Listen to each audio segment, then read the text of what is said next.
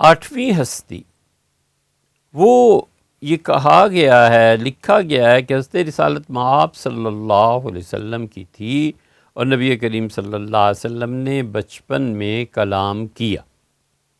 یہ بات دلائل النبوہ میں سیوطی رحمۃ اللہ علیہ لائے ہیں۔ لیکن عرض کریں بچوں، یہ بات یاد رکھنا کہ حدیث میں جن لوگوں پر اعتبار نہیں کیا جا سکتا آنکھیں بند کر کے، ان سب کو پڑھنا ضروری ہے۔ اس سلسلے میں بہترین رہنمائی آپ کو ملے گی سید سلیمان ندوی رحمۃ اللہ علیہ نے، جو حدیث شریف پہ لکھا ہے سیرت النبی صلی اللہ علیہ وسلم میں، پر اس کی تیسری اور چوتھی جلد میں، اور شبلی نعمانی نے جو سیرت کو لکھنا شروع کیا تھا تو اس میں بھی آپ کو مل جائے گا، اور الباعث الحسیس اور مقدمہ ابن صلاح، یہ 4-5 کتابیں اگر نظر میں رہیں نا، تو پھر آپ کو اندازہ ہوگا کہ حدیث شریف پہ کیا کیا قیود اور پابندیاں لگتی ہیں اور کس طرح ان چیزوں کو مانا جاتا ہے۔ بہقی رحمۃ اللہ علیہ اور سیوطی رحمۃ اللہ علیہ تمام تر عظمتوں کے باوجود ان کی حدیثوں کو ماننے کے لیے بڑا ٹھوس علم چاہیے۔ ایسے نہ کر لینا کہ سیوطی نے یہ لکھا ہے تو یہ حدیث آ گئی، اور بہقی نے یہ لکھا ہے تو یہ حدیث آ گئی۔ یہ لوگ مجموعی طور پہ ان اولیاء کرام رحمہم اللہ میں سے تھے جن کی پاکیزہ اور جن کی عظمت اور جن کی عفت پہ قسم کھائی جا سکتی ہے، مگر اس کے باوجود احادیث کے معاملے میں وہ اس درجے تک نہیں پہنچے تھے جس درجے تک بہت بڑے بڑے لوگ پہنچے تھے۔ ان کے تمام تر عزت اور ادب اور احترام کے باوجود بات وہ ہے جو امام مالک رحمۃ اللہ علیہ کی۔ امام مالک رحمۃ اللہ علیہ نے فرمایا کہ میں نے رسول اللہ صلی اللہ علیہ وسلم کی اس مسجد میں 70 سے زیادہ ایسے لوگوں کو دیکھا جو ہاتھ اٹھاتے تھے اور بارش برس پڑتی تھی، لیکن میں نے ان سے کوئی روایت نہیں لی۔ وجہ یہ ہے کہ صوفی لوگ بھی ہو جاتے ہیں، بہت سے اللہ والے ہوتے ہیں، دل نرم ہوتا ہے، جو کچھ کسی نے آ کے بتا دیا حضور اقدس صلی اللہ علیہ وسلم یہ کہا بس مان جاتے ہیں، اور کوئی دوسرا آ گیا اسے سنا بھی دیا کہ بھئی یہ روایت سنی ہے، یہ روایت سنی، اور جو ان کے مرید اور معتقد ہوتے ہیں اسے آگے چلا دیتے ہیں۔ امام شافعی رحمۃ اللہ علیہ کا تمام شافعیوں پر احسان ہے، سمجھے؟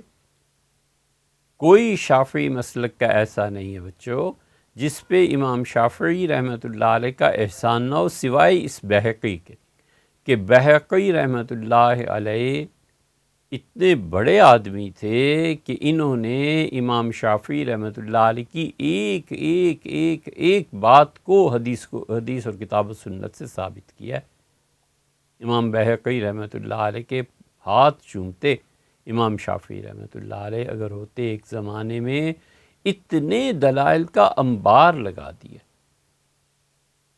اس کو آپ پڑھنا چاہیں تو یہ بہقی رحمۃ اللہ علیہ کی سنن کبریٰ پڑھنا، اور سنن کبریٰ پر ترکمانی نے جو حاشیہ لکھا نا حنفی رحمہ اللہ، اس کو بھی دیکھ لینا۔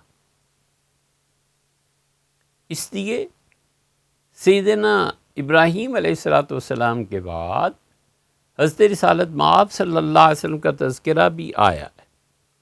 دلائل النبوہ میں حضور اقدس صلی اللہ علیہ وسلم کے معجزات بیان کیے ہیں۔ دیکھیں حضور اقدس صلی اللہ علیہ وسلم کی عظمت کیسے ہوتی ہے۔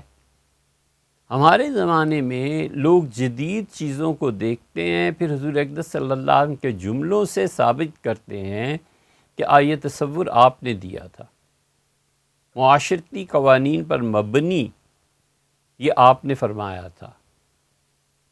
مدینہ منورہ کی ریاست حضور اقدس صلی اللہ علیہ وسلم نے قائم کی تھی۔ ریاست کیا ہوتی ہے؟ ہم اس کی تعریف یہ کرتے ہیں کہ جہاں پر لوگوں کی آزادی کو قانون کے مطابق استعمال کروایا جائے۔ ریاست کیا ہوتی ہے؟ جہاں پر ہر فرد کی آزادی قانون کے تابع ہوتی ہے، ریاست کے قانون کے تابع، یہ ہوتی ہے ریاست۔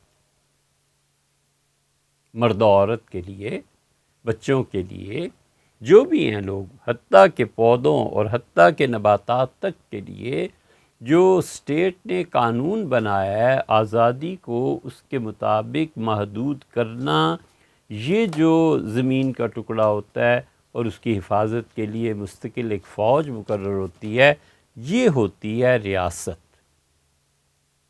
حضرت رسالت مآب صلی اللہ علیہ وسلم نے ریاست مدینہ قائم کی اور انصاف کو نافذ کیا، ہر ایک پہ، چھوٹوں پہ بھی اور بڑوں پہ بھی۔ تو ان کی عظمت آج اس دور میں ایسے ثابت کی جاتی ہے۔ ایک زمانہ ایسا گزرا کہ رسول اللہ صلی اللہ علیہ وسلم کی عظمت، دیہات، گاؤں، یہ ترقی کا زمانہ نہیں تھا پچھلی صدیوں میں۔ وہ رسول اللہ صلی اللہ علیہ وسلم کی عظمت میں جو چیزیں بیان کرتے تھے وہ معجزات ہوتی تھی، تو لوگ سنتے تھے، حیران ہوتے تھے کہ سبحان اللہ، حضرت رسالت پناہ صلی اللہ علیہ وسلم اتنے عظیم آدمی تھے۔ انگلیوں سے پانی پھوٹ پڑا، معراج کے سفر پہ تشریف لے گئے، یہ ہوا، یہ ہوا، یہ ہوا۔ تو وہ اس عظمت مبارکہ کو ثابت کرنا بہت بڑی نیکی تھی، اللہ نے بڑا اجر دیا۔ لیکن ایک وقت ایسا بھی آیا جب اس میں لوگوں نے اپنی عقیدت سے گھڑ کر جھوٹی روایات بھی شامل کر دی۔ اس کا پلندہ اگر دیکھنا ہو تو امام بہقی رحمۃ اللہ علیہ کے یہاں مل جائے گا، اور اس سے بھی زیادہ اگر چیز کہیں دیکھنی ہو تو وہ معارج النبوہ، اسے دیکھ لو، بھری پڑی ہے قصوں سے، ایک سے ایک بڑا جھوٹ۔ اور نبی کریم صلی اللہ علیہ وسلم سے بڑھ کر سیدنا علی رضی اللہ عنہ کی منقبت ثابت کرنے کے لیے امیر المومنین رضی اللہ عنہ ایسے تھے، یوں زمین کو کیا، یوں ایک چیز اٹھائی، یہ ہوا اور یہ ہوا۔ یہ جھوٹ کا پلندہ دیکھنا ہو تو اہل تشیع کی روایات میں دیکھ لینا،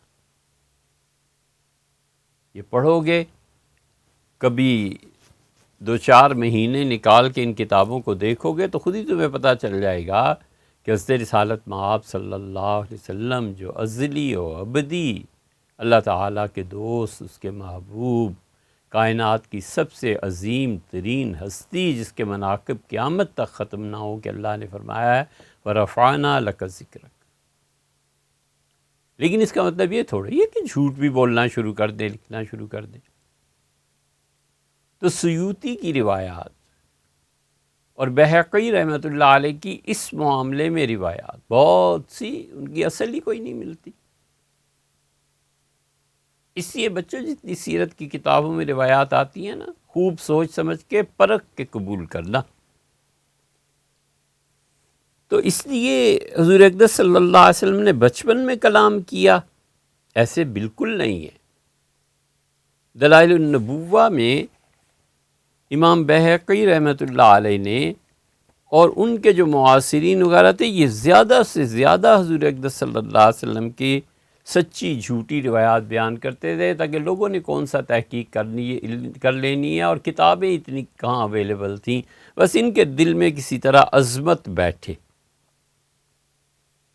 تو امام بہقی رحمۃ اللہ علیہ نے دلائل النبوہ و معرفت احوال صاحب الشریعہ علیہ السلام اس نام سے کتاب لکھی ہے۔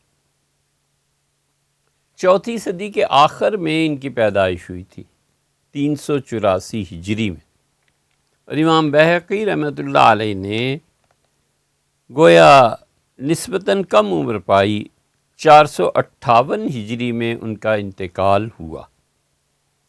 اور دلائل النبوہ کا جو سفر سادس ہے، اس میں وہ باب لائے ہیں کہ ما جاء فی شہادت الرضیع والاب کم، اور گواہی اس بات کی کہ حضور اقدس صلی اللہ علیہ وسلم کے لیے گواہی دی اس بچے نے والاب کم، جو کہ گنگا بچہ تھا، لنبینا بالرسالہ، اس نے کہا کہ حضور اقدس صلی اللہ علیہ وسلم اللہ کے رسول ہیں، لیکن دیکھیے اس میں انہوں نے کچھ احتیاط کر لی اور کہا ان صحت فیہ روایہ، اگر روایت ساتھ دیتی ہو، یہ روایت ٹھیک ہو۔ تو دو چیزیں ہو گئیں، ایک حضور اقدس صلی اللہ علیہ وسلم کا اپنا بچپن میں بولنا بالکل ثابت نہیں ہے، محدثین نے ان روایات کو لیا ہے، لکھا ہے اور اس کا تذکرہ کیا ہے، لیکن بالکل ایسے ثابت نہیں ہے، سب جھوٹ ہے کہ حضور اقدس صلی اللہ علیہ وسلم پیدا ہوئے، پھر زمین پہ تشریف لے آئے، پھر سجدہ کیا، پھر انہیں اٹھا لیا گیا، کچھ دیر تو کوئی رہا ہی نہیں وجود مبارک، اور آواز آئی کہ مشرق و مغرب کی سے سیر کراؤ، اور پھر حضور اقدس صلی اللہ علیہ وسلم کو واپس فرشتے لا کر چھوڑ گئے۔ اتنے ظالم ہیں یہ روایت بیان کرنے والے، عقل سے کام لو۔ حضور اقدس صلی اللہ علیہ وسلم کے ساتھ یہ کچھ ہوا ہوتا پیدائش کے فوراً بعد تو مکہ میں ڈنکا نہ پٹ جاتا؟ کوئی عقل ہے تمہیں؟ جو خواتین اس موقع پہ موجود تھیں وہ یہ نہ کہتی کہ آمینہ یہ آپ کے بچے کو کیا ہوا ہے، یہ سجدہ کر رہا ہے، اس طرح اور اس طرح حضور صلی اللہ علیہ وسلم، اور ریکارڈ کرانا کہ یوں ہاتھ رکھا، اور یہ سب جھوٹے جاہل۔ حضرت رسالت پناہ صلی اللہ علیہ وسلم نے بچپن میں کوئی ایسا کلام نہیں فرمایا، اور نہ ہی اسے ثابت کیا جا سکتا، اگرچہ آیا ہے کتابوں میں، لیکن حضور اقدس صلی اللہ علیہ وسلم کا اس لیے تذکرہ کر دیا کہ آپ بچوں کے ذہن میں یہ رہے کہ ایسی کوئی چیز نہیں ہے۔